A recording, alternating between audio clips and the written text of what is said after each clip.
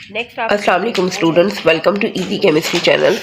आज की जो मेरी वीडियो है वो मैंने एग्ज़ाम के पॉइंट ऑफ व्यू से बनाई है।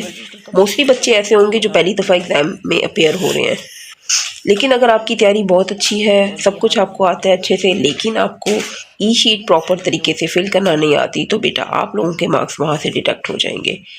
तो स्टार्ट करते हैं अपनी ई शीट। तो मैंने यहाँ पे पेपर पैटर्न लिया है अपने पास ताकि आपको इजीली समझा सकूँ। सबसे पहले आपके पास ये एक मैंने पेपर पैटर्न रखा है, फिजिक्स, केमिस्ट्री, बायोलॉजी और कंप्यूटर साइंस, यानी सबके लिए यही ई शीट यूज होगी। आपको एक रोल नंबर स्लिप दी गई है एग्जाम से पहले, वो मस्ट आपके पास होनी चाहिए। अब फॉर एग्जांपल हम देखते हैं कि अगर किसी बच्चे का रोल नंबर है तो आप अपना रोल नंबर यहाँ लिख दें 634219। ये आपका रोल नंबर है। आपने अपना रोल नंबर लिख लेना है। उसके बाद आपने अपने बबल की फिलिंग करनी है। अब बबल की फिलिंग के लिए आपको कोई भी मार्कर ले लें आप अपने पास। यहाँ पे आप साइन करेंगे। यहाँ पे देखें पहला डिजिट आपके पास 6 है। आप 0 1 2 3 4 5 6 वाले बबल को आपने कम्प्लीटली फिल कर देना है। ऑब्जेक्टिव में आपके पास एमसीक्यूज के आगे बबल होती हैं। आपने अगर फॉर एग्जांपल, ठीक है, अब आपने देखा कि ये अगर मैं पॉइंटर यूज़ करती हूँ तो पॉइंटर से थोड़ा सा टाइम लगता है, जिससे आपका टाइम वेस्ट होता है।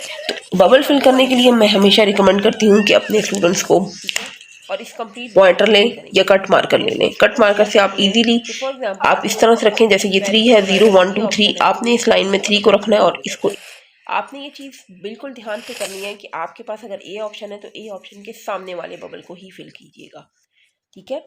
उसके बाद सारे बबल्स आपने इजीली फिल कर लेने हैं। एमसीक्यूज का आपको 20 मिनट्स का टाइम दिया जाता है। उसके बाद आपसे ये पेपर ले लिया जाता है। नेक्स्ट आप आते हैं अपने ई शीट की तरफ। ई शीट की तरफ आने से पहले आप अपने पेपर को अच्छे से पढ़ लीजिए। जो क्वेश्चन आपने शॉर्ट में अटैम्प्ट करने हैं उनको मार्क कर लीजिए, और जो क्वेश्चन अच्छे से आते हैं उनको पहले अटैम्प्ट कीजिए।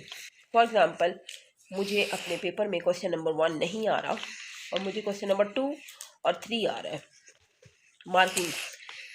तो ई शीट जब आप ओपन करते हैं तो मोस्टली हम बच्चों की आदत ये होती है कि हम पहले स्केल ले लेते हैं और हम लाइंस लगाना शुरू कर देते हैं। हालांकि ई शीट के सेक्शन में लाइंस लगाने की कोई ज़रूरत नहीं है। यहाँ पे आप देखेंगे लिखा हुआ है कटिंग लाइन। तो बेटा कटिंग लाइन का मतलब ये है कि ये जब आपके पेपर क्रिएट कर रहा है कि आपका शॉर्ट क्वेश्चन आंसर यानी सेक्शन बी, जहाँ पे भी मेंशन है सेक्शन बी क्वेश्चन। अच्छा स्टूडेंट, अब ई शीट में आप देखते हैं कि फॉर एग्जांपल यहाँ पे आपको लाइंस लगाने की ज़रूरत नहीं है। आप लाइंस वगैरह नहीं लगाएंगे, कोई एक्स्ट्रा हेडिंग नहीं देनी है आपने। फॉर एग्जांपल यहाँ लिखा हुआ है क्वेश्चन नंबर 2 पार्ट ए। तो क्वेश्चन नंबर 2 जो है वो आपका ये है, attempt all parts from all sections. तो यहाँ पे क्वेश्चन नंबर 2 का पार्ट 1 जो है, ये वाला क्वेश्चन फर्स्ट है, ये मुझे नहीं आ रहा फॉर एग्जांपल पेपर में। तो आप क्या करेंगे, इस पूरे एरिया को इसी तरह रहने देंगे, इसके ऊपर कोई क्वेश्चन सॉल्व नहीं करेंगे। आपने अटेम्प्ट करना है क्वेश्चन नंबर 2 का पार्ट 2। आप यहाँ पे क्वेश्चन नंबर 2 का पार्ट 2 का क्वेश्चन लिखें और इसी जगह पे जैसे right the name and formula, और इसको डॉटेड कर दीजिए। कोई एक्स्ट्रा लाइन, कोई एक्स्ट्रा हेडिंग, जैसे हम लोगों के बच्चों की आदत होती है कि हेडिंग बहुत अच्छी सी दे देते हैं, तो उसमें क्या होता है कि आपकी जो स्पेस है ये सारी हेडिंग में चली जाती है।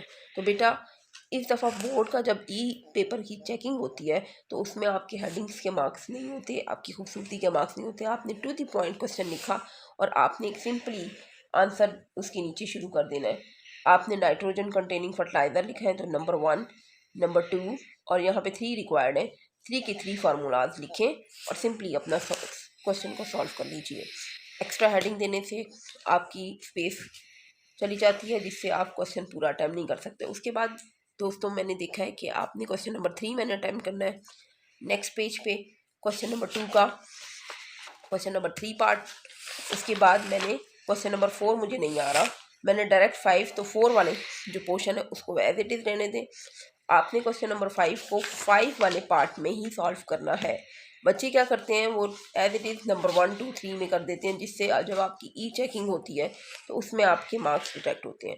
तो बहुत ध्यान से पेपर को करना है कि अगर 5 पार्ट आप सॉल्व कर रहे हैं तो उसको ई शीट के क्वेश्चन नंबर 2 के 5 पार्ट में ही उसका आंसर लिखेंगे। अदरवाइज़ अगर आपने कहीं और लिख दिया है तो वो आंसर आपका कंसीडर नहीं होगा, वो रॉन्ग कंसीडर होगा। ठीक है, जिसकी वजह से आपको आते हुए भी आपके मार्क्स डिटेक्ट हो जाते हैं। इसके बाद हम आते हैं अपने लॉन्ग सेक्शन पे, सेक्शन सी।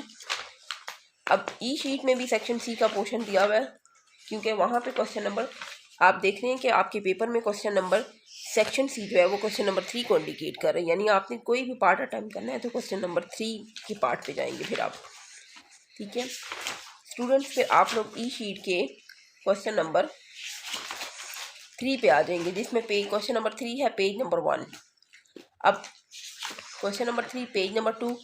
अब यहाँ पे क्वेश्चंस के नंबर मेंशन नहीं हुए तो इट्स मीन कि आप जो क्वेश्चन लिखे हैं उसके नीचे आप 3 क्वेश्चन को अपना एज इट इज़ अटेम्प्ट कर देंगे। ठीक है, तो स्टूडेंट्स आपको होप्स हो कि आप लोगों को ई शीट सॉल्व करना आ गई होगी, आसानी से आप लोग इसको करेंगे। बहुत ध्यान से पेपर कीजिएगा, क्योंकि ई शीट जो है वो आपकी कंप्यूटराइज चेकिंग होती है और उसमें मोस्टली बच्चे ये गलती कर लेते हैं कि वो अपने क्वेश्चंस जो हैं वो डिफरेंट जगह पे लिख लेते हैं। तो अगर आपको वीडियो पसंद आई हो तो लाइक कर दीजिए, चैनल को सब्सक्राइब कर दीजिए ताकि नेक्स्ट वीडियोस भी आपको मिलती रहें। कि अल्लाह हाफिज़, थैंक यू।